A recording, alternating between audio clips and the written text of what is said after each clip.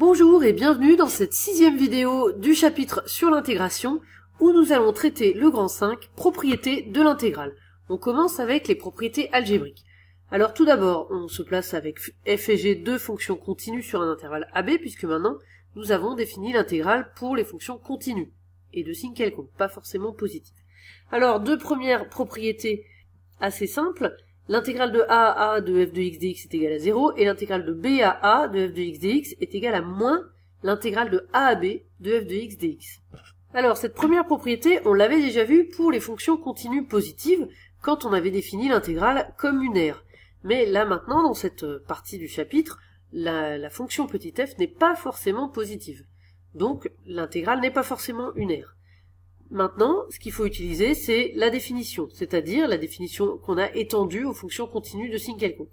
Donc on a grand F une primitive de petit f, on a un théorème qui dit qu'on sait que toutes les fonctions continues admettent des primitives, donc grand F existe. Par définition, donc, maintenant, la définition étendue, c'est que l'intégrale de a à b de f de x dx est grand F de b moins grand F de petit a. Donc ici, comme on est de a à a, et bien donc ça fait grand F de a moins grand F de a. Donc forcément, ça fait 0. Et on obtient bien la propriété. Deuxième propriété maintenant, donc en échangeant les bornes de b à a, on doit obtenir moins l'intégrale de a à b. Alors là aussi, on est obligé de revenir à cette nouvelle définition, qui est la définition étendue, puisque maintenant, on est avec petit f une fonction continue de signe quelconque, et donc l'intégrale qui ne représente pas forcément une aire. Bien, donc on appelle grand F une primitive de petit f. On prend donc la définition c'est celle-là. Maintenant, donc l'intégrale de a à b de f de x dx c'est grand F de b moins grand F de a. Grâce avec cette définition, eh bien l'intégrale de b à a de f de x dx c'est f de a moins f de b, puisqu'on prend grand F de la borne du haut moins grand F de la borne du bas. Alors ces deux résultats, ils sont assez proches. En fait, f de a moins f de b, eh bien c'est égal à moins, entre parenthèses, f de b moins f de a. Effectivement, ça fait moins f de b moins f de a qui fait plus f de a. Donc on a bien que f de a moins f de b, c'est l'opposé de f de b moins f de a. C'est-à-dire que cette intégrale est l'opposé, donc est moins cette intégrale-ci. Et c'est bien la propriété. Et nous arrivons maintenant aux propriétés de linéarité de l'intégrale.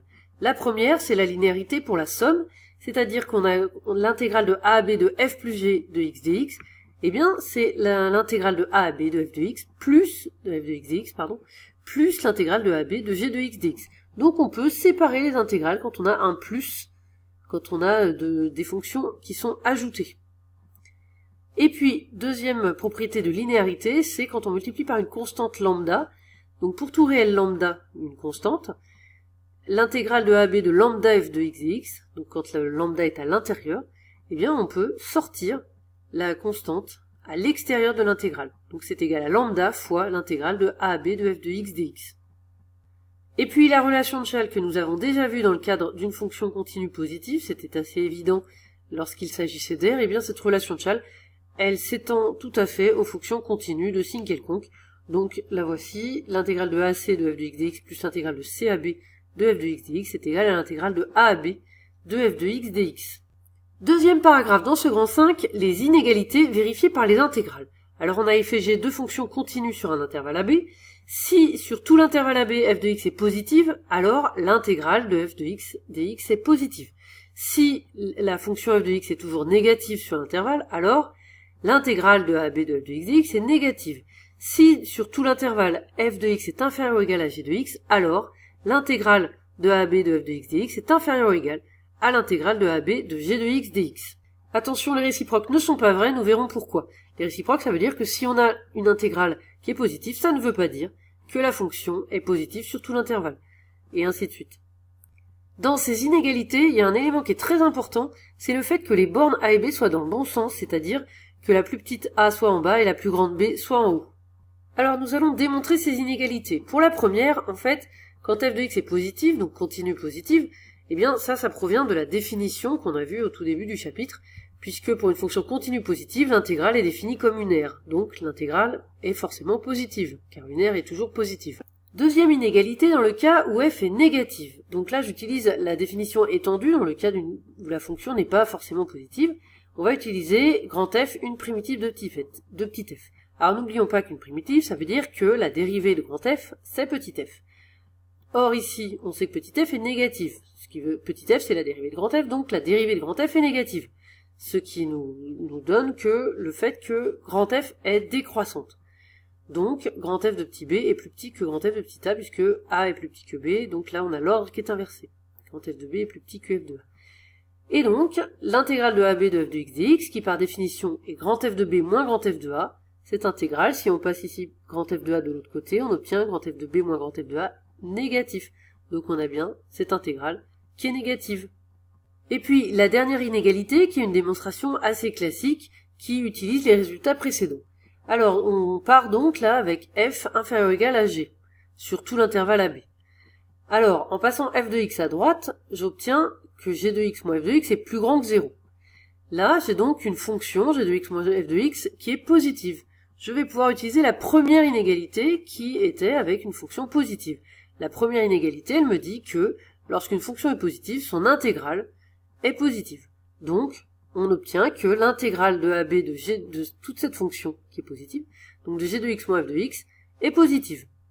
Maintenant, cette intégrale là, donc sous l'intégrale j'ai g de x moins f de x, je vais pouvoir les séparer, c'est-à-dire les mettre dans deux intégrales différentes et mettre le moins entre les intégrales. Ça, c'est grâce aux propriétés de linéarité de l'intégrale. Donc, cette intégrale-là, je peux la transformer ainsi. Donc, c'est l'intégrale de AB de g de x dx moins l'intégrale de AB de f de x dx. Donc, j'obtiens que tout ceci est positif. Maintenant, je n'ai plus qu'à passer cette intégrale de l'autre côté du symbole. Donc, comme elle était avec un moins devant, elle devient avec un plus. Et on obtient l'intégrale de AB de f qui est inférieure ou égale à l'intégrale de AB de g, qui est bien le résultat que l'on voulait démontrer.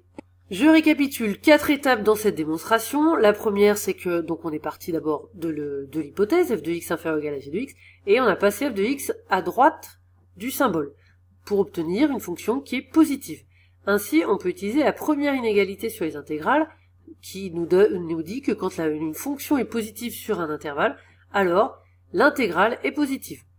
Et ensuite, cette intégrale, où sous l'intégrale on a g de x moins f de x, on va pouvoir tout décomposer grâce à la linéarité de l'intégrale. Et enfin, une fois qu'on a écrit cela, eh bien on n'a plus qu'à passer l'intégrale de AB de f de x dx de l'autre côté du symbole et on obtient bien le résultat voulu. Et pour finir, dernier paragraphe, la valeur moyenne d'une fonction continue sur un intervalle AB. Alors c'est une définition qu'il faut connaître, bien sûr.